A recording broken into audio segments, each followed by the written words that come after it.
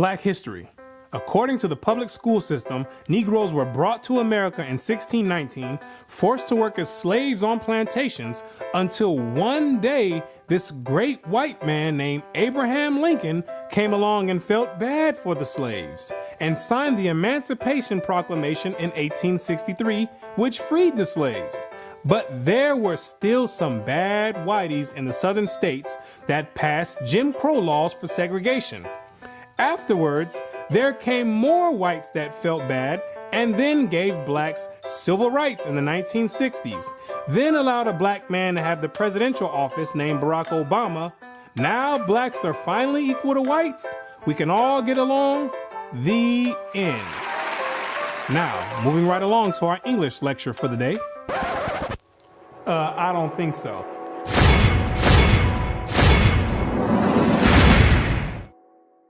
Black history. What do you know about black history? Let me ask you a question. Prior to the transatlantic slave trade in the 1600s, what was your nationality? What did you call yourself? Some may say African. Well, Africa is a continent, and in that continent, there's over 47 different countries in there. Which one do you come from? What language did you speak prior to the 1600s? Was it English? There's over 1,500 dialects being spoken in the land of Africa. Pick one. What clothing did you wear?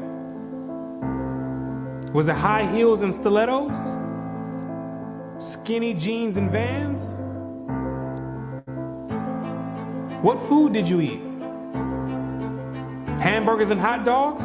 French fries and SpaghettiOs? What religion did you partake in? Who was your God?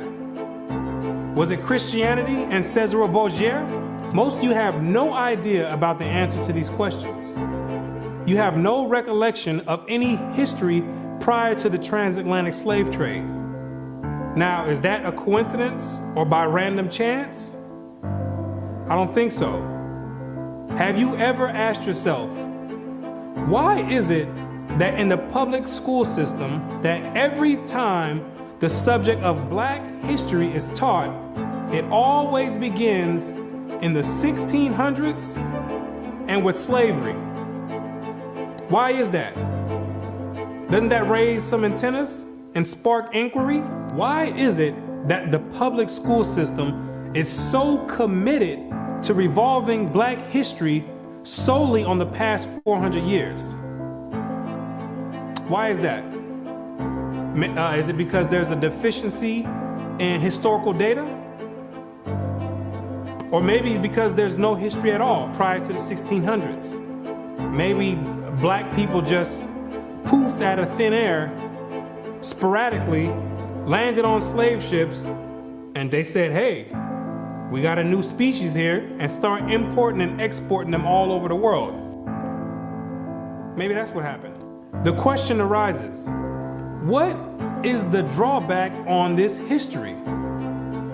Why does it keep being withheld? What's the big idea about it? Why is it being held hostage? That's the question. Why can't it be expounded on? 100 years prior to the 1600s? 300 years, 500 years, 1,000 years? Why is that information not being revealed? What's the big secret? What's the mysticism about it? What you're gonna come to realize is that your identity is the biggest kept secret on the planet Earth. Oh, you thought that NASA and the space station and the secret missions being conducted by them, oh, you thought that was the biggest kept secret on Earth. No, this is bigger than that.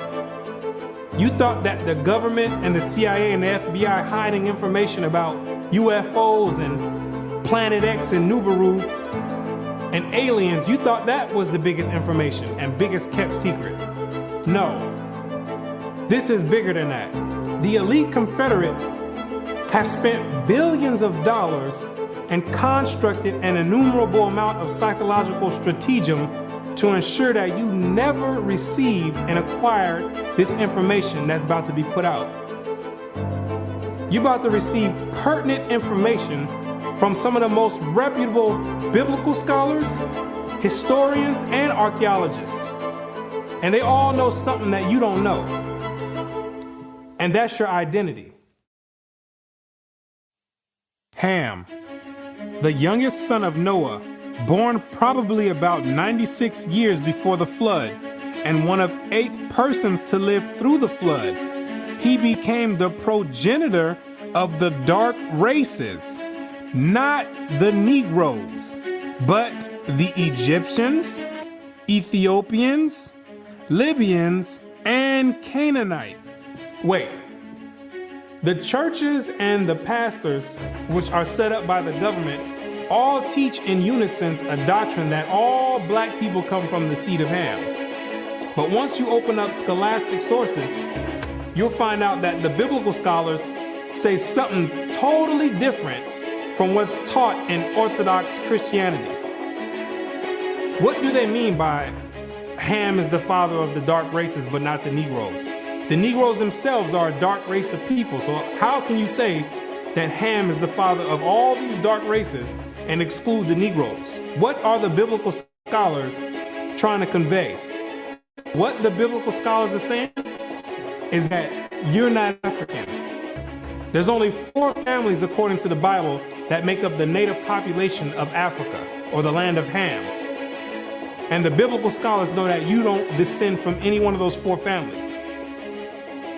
In order to write that in a scholastic and academic book, the biblical scholars have done extensive and thorough research on both the so-called Negroes and the Africans, the native Africans. And they came to the conclusion after the extensive research that the Negroes don't have anything to do with the native Africans at all. They're 2 totally separate people. In the 1840s, Morton collaborated with George R. Glyden, an Egyptologist, who provided him with mummy heads and information about the racial significance of Egyptian tomb inscriptions. In Crania Egyptiaca, published in 1844, Morton pointed out that both cranial and archaeological evidence showed that the Egyptians were not Negroes. In 1840, Dr. Morton was trying to find out the racial origin of the so-called Negroes that were in America in slavery. So he got together with the Egyptologists, which supplied him with the mummy heads, and what he did was conduct an extensive research on the cranial remains of the heads in Egypt, in contrast to the cranial remains of the heads in America. And what he found out is that the Negroes that were in slavery were not Africans. He found out that the skulls were 2 totally different types of skulls. The Negro's head was longer than the Egyptian head. The physical characteristics from the outside look similar, with the thick lips and the broad nose. But once you start delving into the real characteristics, he found out that there were 2 totally different people, as abolitionists and colonizationists had maintained, and that in fact, blacks had been relegated to the same servile position in ancient Egypt as in modern America. But what Dr. Morton did discover is that the Negroes that were serving slavery in America served the same position and servitude in ancient Egypt when they matched other skulls and other cranial remains in Egypt. They said these are exact matches. So what are the scholars saying? What you're going to find out is that they're saying that you are the biblical Israelites. Yes, you're the same exact people that served slavery in the land of Egypt. You're the same exact people that God sent Moses to go redeem under the hand of Pharaoh. You're the same exact people. And when you read the Bible, you'll find out that slavery is a central theme in the Bible. It's a reoccurring theme with the Israelites. The Israelites cannot run away and get away from serving slavery. It continues to happen over and over, all the way up until today. You came out of Egypt as slaves. came down into the land of Israel, no soon as you got there, then you had the Assyrians come, capture the land of Israel, and take you and make you slaves. In the 9th year of Hoshea, the king of Assyria took Samaria and carried Israel away into Assyria. You came out of the land of Assyria, went back to the land of Israel. Then the Babylonians came, which are the modern day Ethiopians, the Cushites, came to the land of Israel and made you slaves. So all Israel were reckoned by genealogies.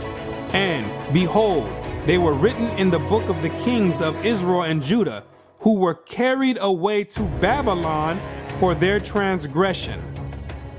You came out of the Babylonian captivity, went back to the land of Israel. Then the Persians came on down there, took the Israelites and made you slaves. For we were bondmen, yet our God hath not forsaken us in our bondage, but hath extended mercy unto us in the sight of the kings of Persia. You came back from the Persian Medo captivity, went back to the land of Israel, rebuilt the temple up. Then the Greeks came on down there, took you and made you slaves, and to entreat them that they would take the yoke from them. For they saw that the kingdom of the Grecians did oppress Israel with servitude. After you came from the Greek captivity, you went back into the land of Israel, rebuilt the temple because the Greeks were sacrificing swine and pig on the altars. No sooner as you came back to the land of Israel, then the Romans came and had you during the time of Christ as slaves. It was so much slavery going on with the Israelites that Jeremiah himself had to ask, is Israel just put on earth just to be slaves? Is that your whole purpose? Just to be servitude to other nations? Is Israel a servant? Is he a homeborn slave? Why is he spoiled? So you might be asking yourself, if the so-called Negro is part of the 12 tribes of Israel, how in the world did you get to the west coast of Africa? And when ye shall see Jerusalem compassed with armies, then know that the desolation thereof is nigh. This is Christ right here speaking to the Israelites. He says, when you see Jerusalem compassed or surrounded by the Roman armies, then know that the desolation or the destruction of the land of Israel is getting ready to happen. The Romans getting ready to come in here and tear some stuff up. Judea, flee to the mountains, and let them which are in the midst of it depart out. And Christ says, when you see the Romans coming in, you better get ready to flee into the mountains. And what you're going to realize is that the mountains that he was talking about was the land of Africa. It was the same exact place that Mary and Joseph took Jesus when they were fleeing from Herod when he was trying to come find Jesus to kill him. They went right into Africa. And the Israelites went into Africa as well, fleeing from the Romans. In the year 65 BC, the Roman armies under General Pompey captured Jerusalem. In 70 AD, General Vespasian and his son Titus put an end to the Jewish state with great slaughter. During the period from Pompey to Julius, it has been estimated that over 1 million Jews fled into Africa, fleeing from Roman persecution and slavery. The slave markets were full of black Jewish slaves.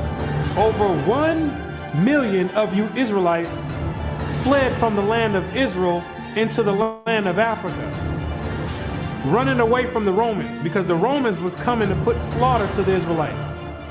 The ones that didn't take heed to the prophecy of Christ, when he said you better leave and go to the mountains, go to Africa, when they got caught by the Romans, they were taken back to Europe and sold in slavery and put in servitude and became gladiators, put in the lions' dens. The pagans and the Romans attacked the Jews indiscriminately.